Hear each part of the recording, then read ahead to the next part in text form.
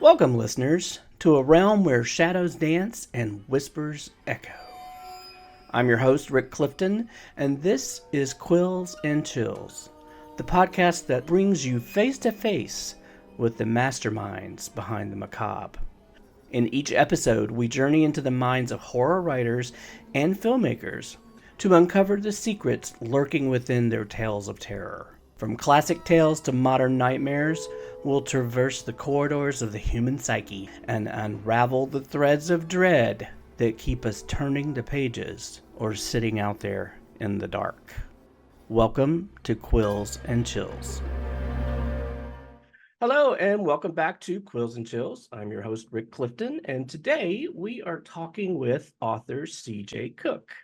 CJ is an award-winning poet and novelist. She also teaches creative writing at the University of Glasgow, where she also researches the impact of motherhood on women's writing and also creative writing interventions for mental health. But today, CJ is here to talk to me about her latest book, A Haunting in the Arctic, which is already available in the UK and Canada, and it's available here in the US on February 27th. So welcome to the show, CJ. Thanks for having me. Before we dive into this amazing book, I'd love to do just a little bit about you. So just give us a little bit about yourself. Certainly. I currently live in Glasgow, as you said, but I'm from Northern Ireland originally, but I've lived away for about 20 years. I live just beside a river here in Scotland and just outside the city of Glasgow. And I teach at the University of Glasgow as well. I have been writing since I was 7, and I am now on my 15th book. Not all novels, some poetry collections in there and some academic texts as well. I have a dog called Ralph, who's my writing partner. He always accompanies me when I go away to write. So sometimes when I'm at a crucial point in my writing, I like to get an Airbnb somewhere and just spend a few days thinking about the story. And Ralph likes to come with me. So That's fantastic. We love Ralph. Great. He's a good boy. So I've gone through a little bit of your bio as well, and I mean, where to dive in really, but I was very, very fascinated by one thing that I learned, and that was that in 2020, during the pandemic, you actually set up a virtual literary festival. I would love for you to talk a little bit about that because I work, I just find it very fascinating, and especially in the pandemic and sort of figuring that out. And it was just I thought it was phenomenal. Oh, thank you. Yeah, that was such a good moment. Yeah, so as part of my job at the University of Glasgow, I teach creative writing, and we have been teaching distant learning for a long time. And I had spent a long time as the convener of that particular program, thinking about ways to best to deliver creative writing at a distance. And we were using Zoom at a time when no one else sort of was using Zoom, or at least, not, it wasn't as prevalent as it is now. And so when lockdown kicked in, I thought, we really need we need literature. This is the moment we need books, and we need to try and do it together. And yeah, I floated the idea on Twitter of a literary festival, and it was, it was a serious idea, but I did not expect everyone to be like, yes, we must do this. So I got this massive response to just this little tweet, and a literary organization as well reached out to me and said, we'd love to partner with you on this. And yeah, so sort of having that help really encouraged me as well, that maybe I could do this. And if I wanted to try and do an online festival, which sounds so, I don't know, ancient, because now it's, it's a thing, right? But that came from lockdown, that sort of online communities that we have now, and the way we do things by Zoom. But back then, in the year 2020, it wasn't a thing at all, but it became a thing. And so I put it together in 2 weeks, and there was like 250 Wow. writers attached. I just emailed everyone that I knew, or I just put out a call actually and just said, do you want to do stuff? There's no payment, obviously. It's just about bringing people together. No one's being paid in this. It's just we're just getting through this thing. And yeah, we had 15,000 people tune in. over the 2 weeks, and we just had these like amazing events. It was so cool. But we were literally like, this was literally the end of March 2020. So it was really soon, really, really early in the pandemic. And I really saw that this was going to be a thing, which it is now. You know, of course we do online events all the time. And I suppose it's always been at the back of my mind that once we had the technology. Before Zoom, I think we used something called Blue Jeans, and then we had Cisco. But nonetheless, you know, once we had Zoom, I thought, wow, this just opens up the world. It really just provided an opportunity, because I was thinking also of folks who can't always attend literary events. I was thinking of people who maybe don't even feel comfortable. They don't feel part of that scene, but they would, you know, turn it or tune into an online event. It just opens up so much possibility for people who have caring responsibilities, who have, you know, work, who want to attend something at a distance, as we know. So yeah, it was brilliant. I have to say it is amazing that we're coming up on 4 years now from that. Yeah, And like you said, in the early days of the pandemic, sure, we had these abilities to, meet remotely and things like that, but it really wasn't something that happened until we had to figure it out. And like yeah, you for work, I won't go into the details of it, but we had working from home, I had to figure out a whole new pipeline and how to do that. And Zoom was a very integral part of that for us as well. It really yeah. did change the world. It did. It really did. But I was very conscious of, you know, of people who even before lockdown, this is their life, that they, you know, they can't get out and necessarily attend things. I think it was also just, you know, my motherhood project that I'd done was really about that. We did a lot of live events as part of that motherhood thing, but you know, a lot of the time the women that I wanted to reach maybe weren't there because they couldn't necessarily be there, or they so yeah, there's a lot of ways in which I see this as being a really great thing for people who just haven't been able to access literature. Everyone needs to access literature. That's my feeling. I agree with that statement wholeheartedly. I have been an avid reader since age 7, same as you, 7 or 8. Yeah. And books are just such an incredible avenue for the imagination. It's fantastic. Which is a Cool. great segue to my next question for you. Good. As someone who shares a passion for horror, I'm kind of always intrigued by the individual paths that people arrive at this genre. And I'm curious if you could talk a little bit about what sparked your journey into the world of writing horror. Yeah, I think that journey starts way young for me. Really, really, yeah, the same as you. So Yep.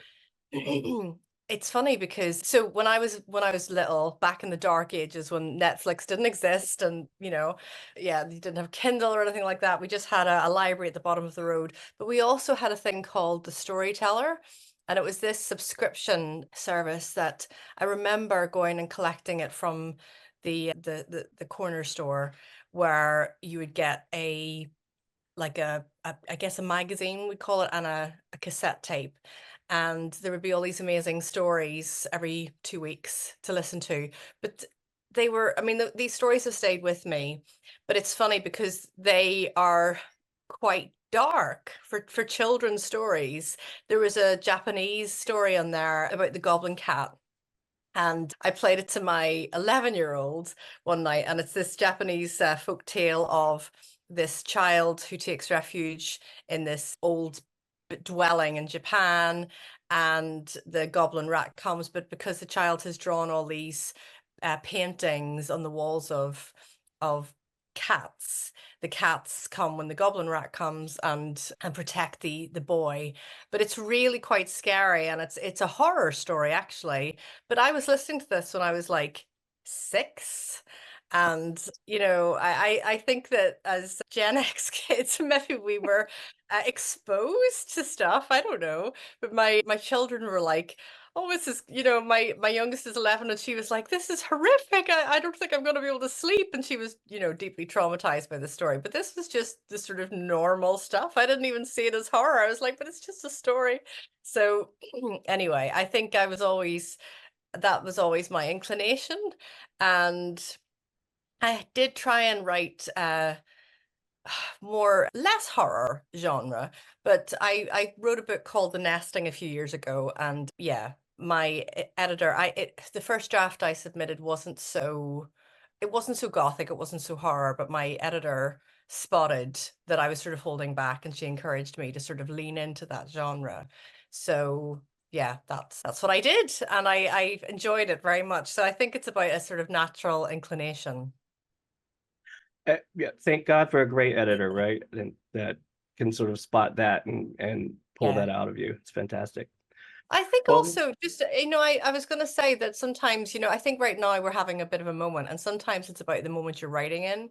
Whenever something's not trending, they maybe want you to sort of tone it down and lean more one way or another. But I think I just had a moment where the sort of natural way that I tend to write was, yeah, it was becoming more mainstream perhaps. So yeah.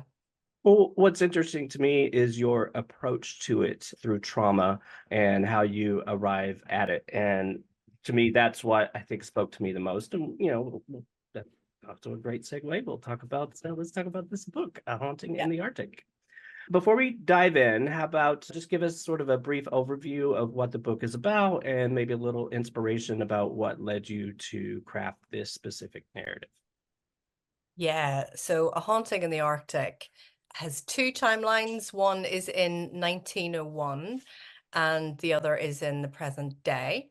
And the 1901 narrative begins in Dundee, which is on the east coast of Scotland.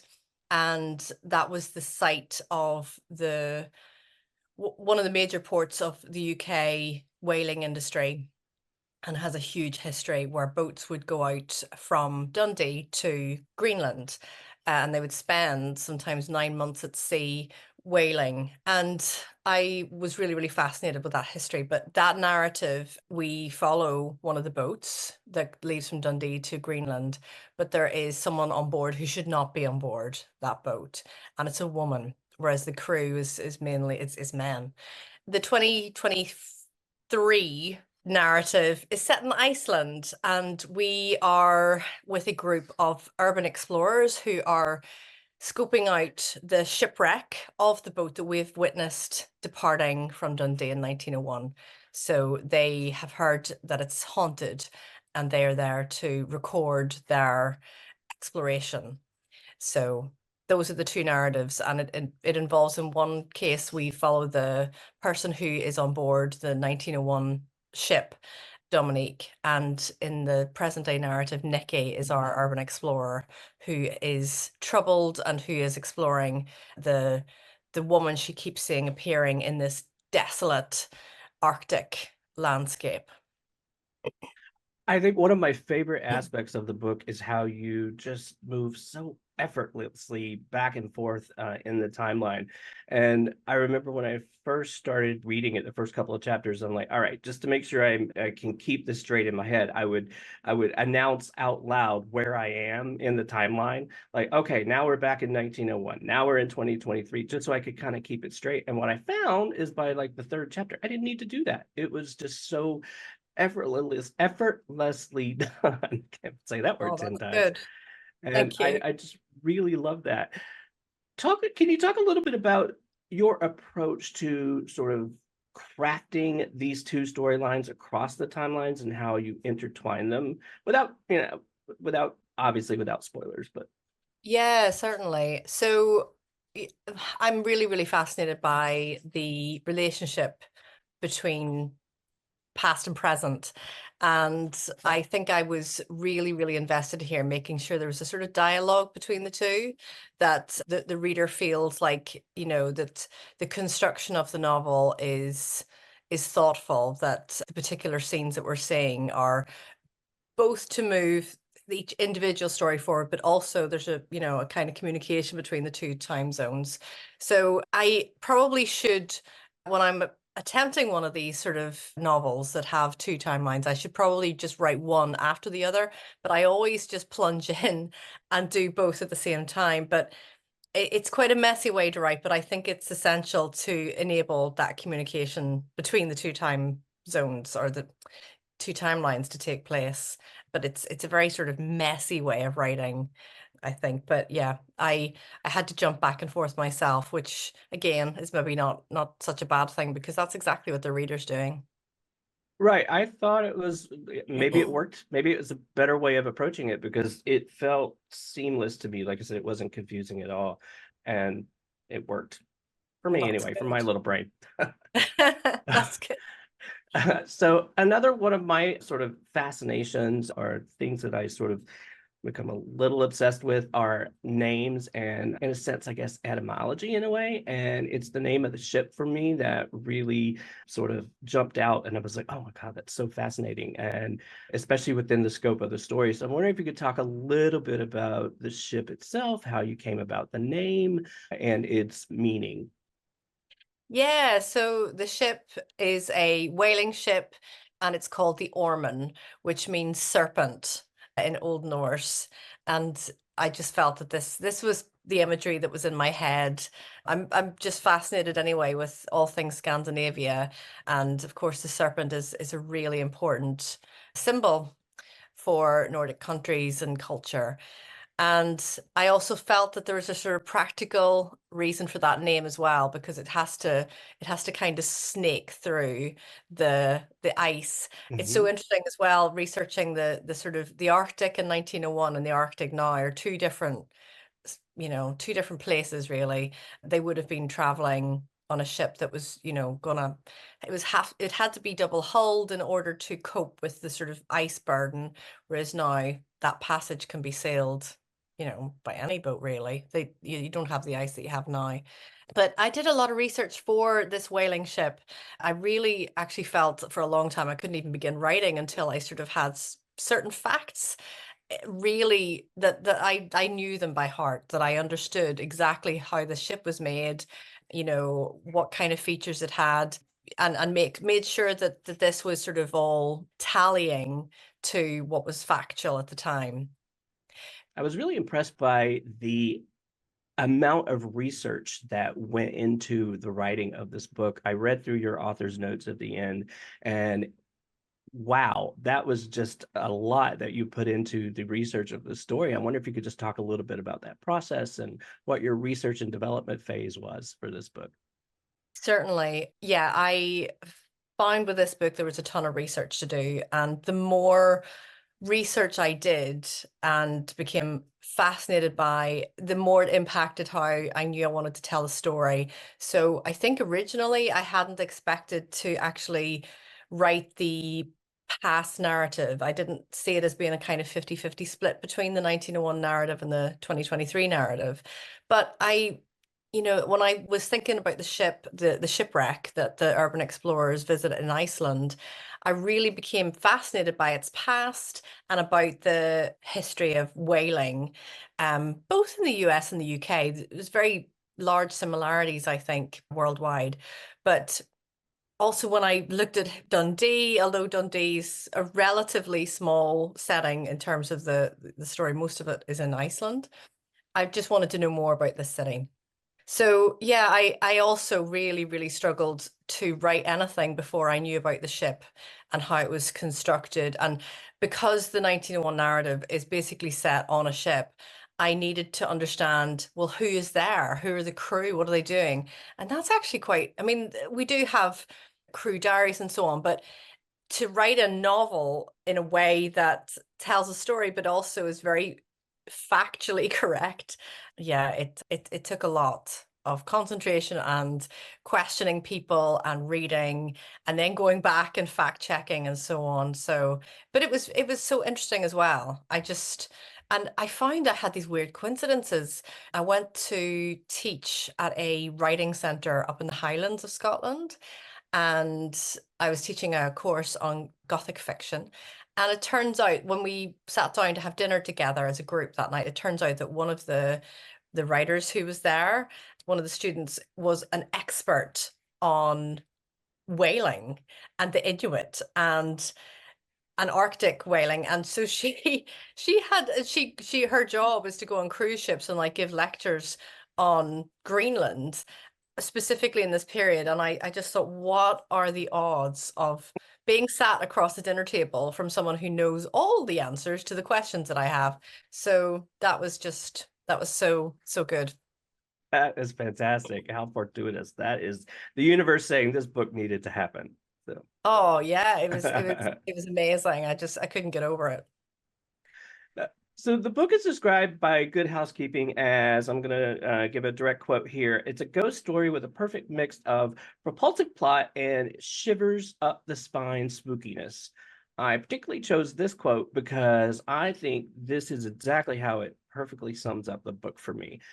One thing I absolutely love about this is you start right away with the spooky. From the moment that Dominique walks in and grabs that door handle, it just kicks in, and the chills that went up my spine from that moment, you didn't let go. It stayed that way through the end.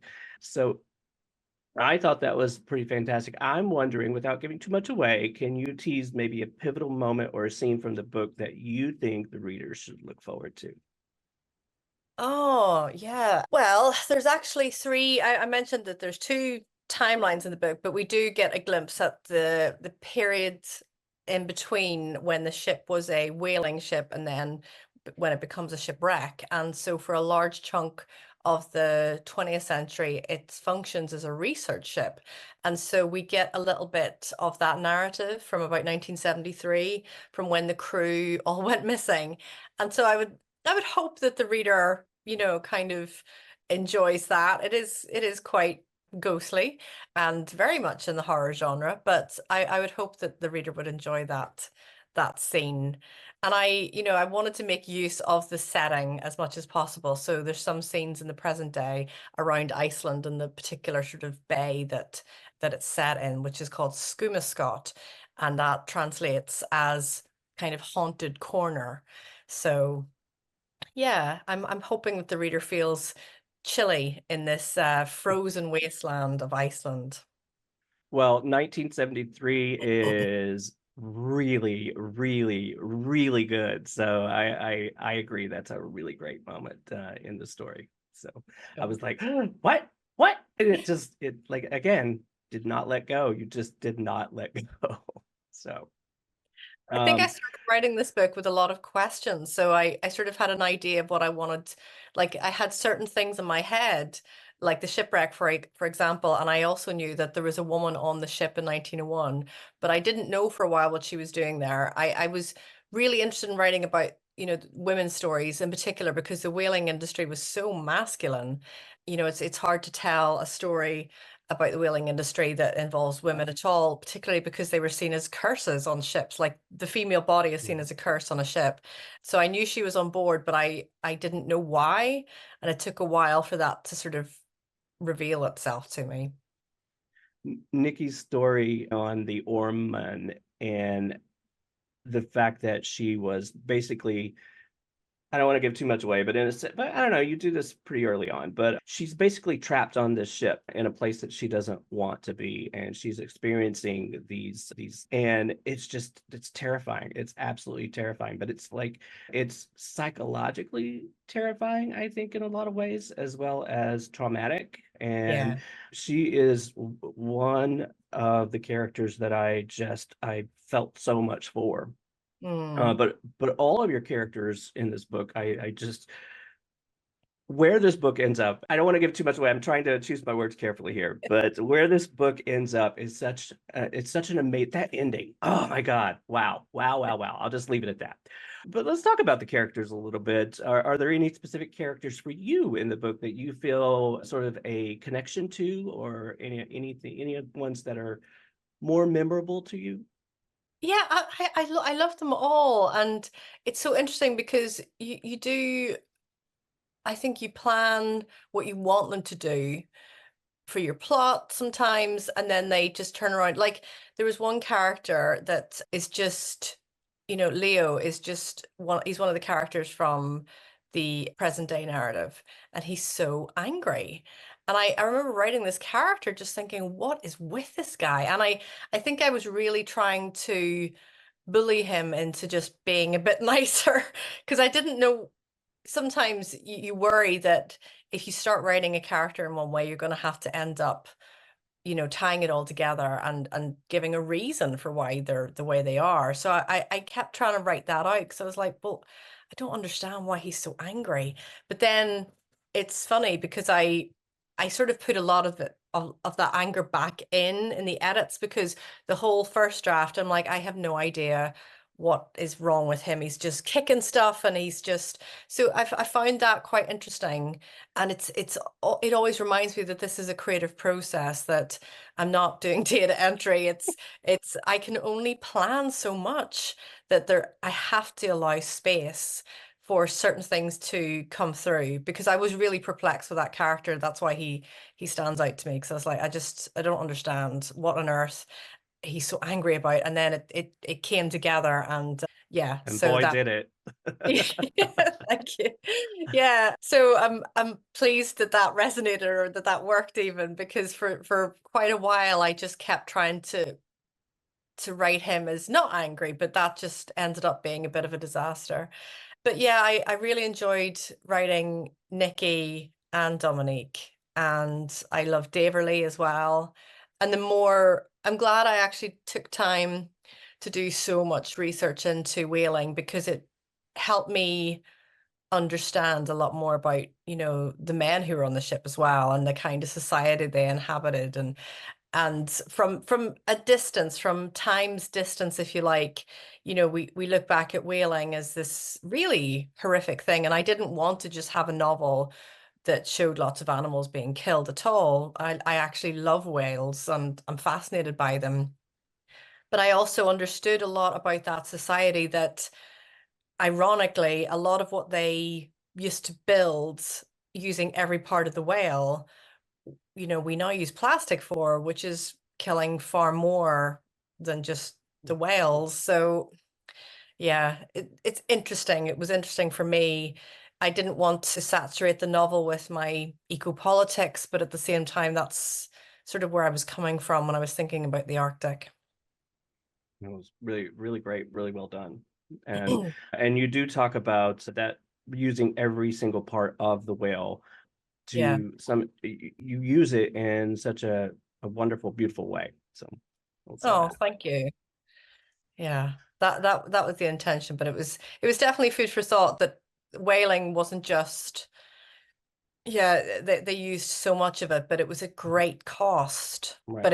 it was literally how people had electricity. It's how they could work in the factories. It's how people were able to turn on a lamp at night, because of the whales, and because of the men who went out and did this terrible work. So yeah, Right. really brutal times. So inside the world of horror, I believe, and I've said this ad nauseum, I think that horror itself is often an allegory for life, or it's a mirror on life in a way. Mm. I'm curious, with A Haunting in the Arctic, what unique message or experience are you hoping that readers will take away from with this book? Because you do cover many different aspects of the human condition here. So, Well, so there is a lot of trauma in this book. It definitely touches upon trauma, and it touches upon revenge as well. But I do feel like, there's redemption at the end, that I suppose I'm really interested in the journey of trauma, that is not the triumphant Hollywood ending, that, someone's gone through absolute hell and 2 years later they're all hunky-dory. I think it can take a long, complicated journey to recover from trauma. And I suppose that's the message I was trying to put across, that no, it's not a linear thing, recovery. It's not a quick thing, but it can be a thing, that recovery can happen. And yeah, that might be a surprising takeaway now that you've read the book, but that was at the back of my mind, that I wanted to be real to the story of someone who's gone through trauma, but that, yeah, it can change you inside out. It can be something that, really shifts your axis, or your world off its axis, but it can end up being something that maybe makes you better even, but that journey is not simple. I think that message came through loud and clear. And what's interesting, and if I'm ever sitting across the table from you at a dinner party, we will dive in and talk all night about this. But what I found very interesting is the levels that it took for that trauma to be processed. And again, I'm being very selective with my words, but Yeah. the level, yeah, I'll just leave it at that. So, but the message Yeah. came through loud and clear. So, Yeah, I'm glad about that. It's interesting. I initially had a different opening, and it was a scene with her father making an arrangement that impacted Dominique, shall we say, and really was such a betrayal as well to her. And we ended up taking out that scene, but sometimes I think about it. I think about putting it back in. It gives away a lot of the plot, and that's why we decided not to put it in. But I think there was that kind of, I was thinking about relationships as well, and thinking about, yeah, her relationship with her father as well. I hoped that the scene at the beginning now where she and her father have this conversation, and there's a little bird that sort of symbolizes maybe what's gonna come ahead. I hope that that maybe does it in a lighter way. But yeah, I wanted to tell a story, I suppose, about those different levels of trauma, and about betrayal, and about revenge. Once I found out what she was doing on that ship, it did actually shock me. And I thought, can I write this? Like, can I actually write this story? So I did sort of, tell a few people, my agent, my publisher, obviously, that this is the dealio, this is what happens. And, wanted to see what they said, but they were quite intrigued. So but that actually brings up a really great question for me about maintaining emotional balance and enough distance when writing something like that. Uh, yeah. how was that process for you? How did you maintain that well-being, your well-being? Yeah, I think I've developed a practice over the years that it used to trigger me, and when I would write something that would sort of be close to the bone, or would just be upsetting to write, it would just be a very hard process. And that's why I suppose even when I started writing, I thought, can I write this? But I felt compelled to write it. And so I felt like I was able to, but I reckon that if I had tried to do this 10 years ago, I don't think I could have. It would have, played Hmm. havoc. It would have drained me. And maybe, I remember there was a time when I was writing that I would have nightmares, and sort of things that I was writing about would seep into my dreams. And I still get that, but not as much. So I think that I'm in a space now that I was able to, and I was able to think more about what I wanted to achieve in the larger context of the story. So it's all about, I suppose, where you're at in your own writing process and your own mental well-being and so on. So this sort of was at the right time for me, that I felt like I could tell this story without it being detrimental in some way to me. Being mindful of our time here, I will sort of change directions a little bit. And I'll ask you the question that I know everybody asks, but I just love this question because it gives me more fuel for my bookshelves. But what authors or literary voices are capturing your attention right now? Who's filling the pages of your reading list? Oh, so many. I'm just looking around to see, I have tons of books on my shelves. My kind of go-to writers are Maggie O'Farrell, who just published, she published Hamnet recently, and then The Marriage Portrait, which is just phenomenal. But I read broadly, and I started as a poet, so I've got a lot of poets on my list as well. And Sharon Olds is my go-to. The American poet Sharon Olds is just incredible. And I think actually for the longest time, she was doing things in such a courageous way, and writing about topics in this brilliant, brutal way, that it kind of gave me permission, I think, to go to dark places in my own work, because sometimes it can be a hard thing when you think, I will probably turn off a lot of people just by writing about the darkness. But I felt like she just opened that door and held it open, and continues to hold it open for so many people. But yeah, so let me think about who I'm loving. Catherine Ryan Howard at the minute. I hang on, I'm gonna have to have a look at my list, because I've got like so many recommendations, and if I leave people out, I'm gonna be like so annoyed with myself. I'm reading Araminta Hall's One of the Good Guys. Uh, Is that out there? I think it's just fresh out here. And it's such a great, it's not horror, but it's just a really great crime story. Black Feathers, I don't know if you've read that, by Rebecca Netley. It's a really chilling ghost story.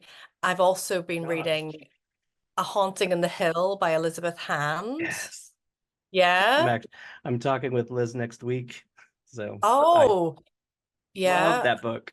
Love that Well, book. one book that I read over Christmas, I'm so glad I just had a quick glance at my download history. But John Langan's The Fisherman, it Okay, is absolutely incredible. Now, I think that was published in the States in 2016, but it seems to just be quite recent in terms of its publication in the UK. It is mind-blowing. I don't think I've ever read something like this book. So The Fisherman, definitely one to have on your reading list by John Langan. It's got cosmic horror in it. The ideas that he's working with are just off the charts and brilliant and bold. And yeah, I have quite the book hangover after that one in particular. I've Yeah. got one recommendation for you. It's a book that I just recently finished, Tanya de Rosario. It's a book called Dinner on Monster Island, and it's actually a book of essays. And Okay. she talks about her life growing up in Singapore and being gay exorcised at the age of 12 and her relationship with her mother. And it's just a book I could not put down. It's just so Hmm. captivating. I highly recommend it. It comes I'm just out right. here in February. So February. Right. It's on my list. Yeah, I do love books with the weirdness running right through them. What was that book? I Stephen Graham Jones? No, it's not right. Yes, it is Stephen Graham Jones, The Only Good Indians.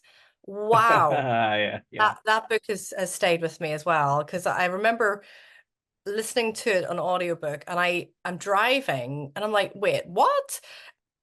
Uh, just that I don't want to give it away, but yeah, just where the story goes. I had to go back home, replay it, and then I still bought the ebook to check that I was reading correctly because it was just like, whoa, this story has just taken me somewhere I did not expect. But I do love that. I love when I am just, you have this moment and the story just seizes you and wrenches you into a story that, it's the best feeling. I love when I read someone who's just so, confident and bold in their storytelling that you just don't see it coming.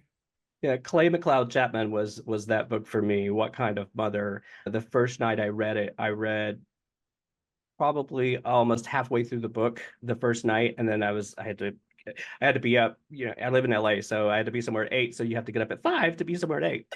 Yeah. And so I was like, I have to put the book down. So I put the book down. The next night I come back to it, and the story just goes hard left from where I had left off. And it Oh, was the perfect stopping point, but it was exactly the same moment with you. I was like, wait, is this right book? Is this correct? So yeah, it's oh, I've written that down as well. I love that. I wonder if that's a new kind of name for books that do it. Hard left books that just go. oh, I love that as a new genre. I love it. Or it's great.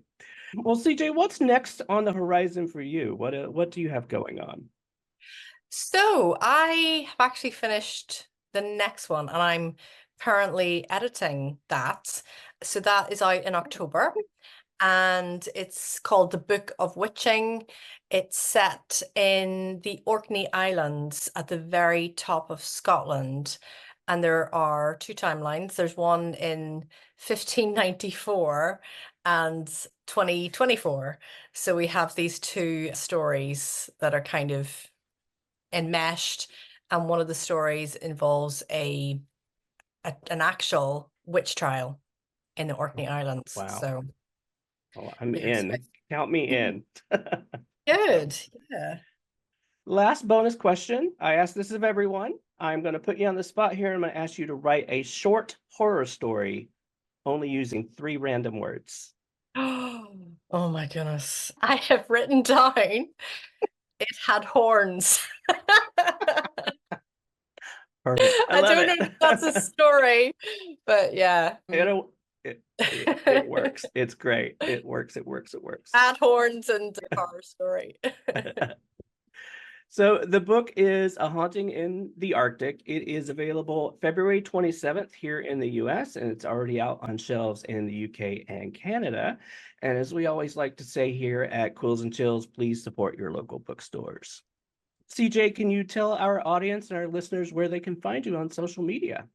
Certainly. I'm on Instagram as CJ Cooke _author and on Twitter as just C Jess Cooke. And I'm also on Facebook, just CJ Cooke. So I have a webpage as well, cjcookeauthor.com. It's awesome. Well, CJ, thank you so much for talking to me today. It has been an absolute pleasure. Thank you so much. And for the rest of you, we will see you next time. So thanks so much. Thanks for joining me on another episode of Quills and Chills. I hope you enjoyed our deep dive into the mysterious and the haunted. If you're enjoying the show, don't forget to support us by subscribing on your preferred podcast platform and leaving us a rating or review, because your feedback helps keep those chills running down both our spines. And feel free to share the show with your favorite fellow horror enthusiasts. Also, if you guys have any spooky stories, strange encounters, or paranormal experiences of your own, I'd love to hear them. Reach out to me on social media or email me at quillsandchillspodcast@gmail.com. Who knows? Your story might end up on a very special episode. Anyway, thanks for listening, and I will see you back here next time on Quills and Chills. Bye, y'all.